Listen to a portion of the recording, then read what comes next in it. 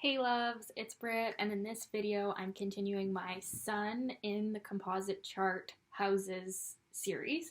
So in this video I'm going to talk about what it means to have your Sun in the 5th house of the composite chart. So the composite chart is different than the synastry chart, so it's not comparing the two charts. It's actually a separate chart based upon the midpoints of the two birth dates. Or if you're using the Davison relationship chart, it's an actual point in space and time that the chart is created from. So this chart shows a lot about the relationship as a separate entity. It's kind of like the chart of the relationship itself. So with the composite sun, which is the brightest light in the chart, the most important planet to look at, in the 5th house, this is a very fun relationship. This is a relationship that allows both people to be even more of who they are.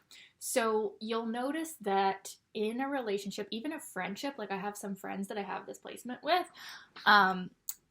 in your composite chart, you become more Leo in a sense, where it's like you get together, you want to show off, you want to take pictures together, you want to have a party or go out and about and be seen and have fun together. So it's it's a really good position for happiness and joy and liking each other a lot.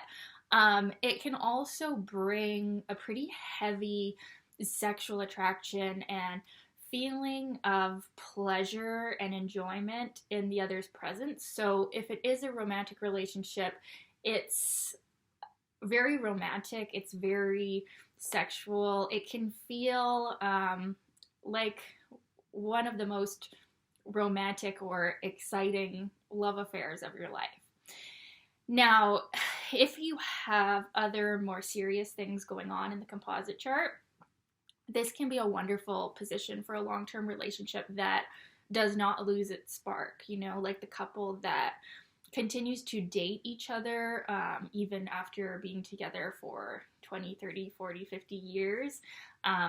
But if there aren't other linkages that, show more seriousness in the relationship, there's not really a lot of reason for this one to become committed, because interestingly about the 5th house is it does often result in romance, but it doesn't on its own show a feeling of wanting to like tie that person down in a relationship and actually be together, So it can show up more often in flings or affairs or even more like friendships, because there's a lot of lightness in 5th or 11th house synastry, a lot of lightheartedness, sometimes so much so that it's just, we don't see the need to have it be committed.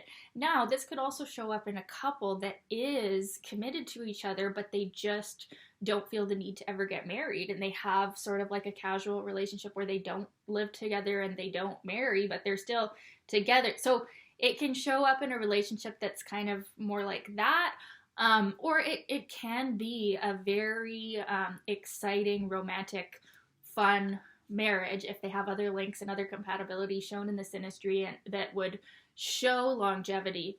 So it's a really great position to have. It's probably one of the better ones. I mean, I particularly don't agree with like any house necessarily being bad in the composite chart, because all the planets have to go somewhere. It's not really like bad or good. It just is, that's where the focus is. So with the sun, which is the individual's egos, identities falling into the 5th house, this relationship is a fun one. And like I said, self-expression is really heightened here. So this couple, they might actually find that they're more creative in their life in this relationship, and not necessarily together, but it just enhances their personal creative energies in other areas of their life too. Their creative pursuits are really yeah, activated by this relationship. So it's a very energizing influence. It's not, yeah, it's not so much a relationship where um, it's going to be boring, right? This is a relationship that definitely gets you doing more and going out and being seen and being creative. And the fifth house also does represent children. So the sun here in a composite chart, if it's favorably aspected, this is an excellent position to actually have children together, or work with children in some way, or on a even different level, it's really showing that the inner children of both people, so that open-hearted inner child version of ourselves, gets to come out and play here. And yeah, so it can definitely be favorable for actually having children, or um, birthing new creative pursuits as well. But then also, yeah, on another level, it's like the inner children get to come out and play. And yeah, you really shine together as a couple. And yeah, there's not a lot of seriousness in this relationship. And you could have other things going on, like Moon in the eighth or something, that would turn this into a more deeper, intense, kind of connection. But as far as isolating this placement alone, it's very fun, it's very light, it's very joyous, and yeah, playful. So what else? Yeah, I'd love to know your experience of this placement. Was it like this? Was it not like this?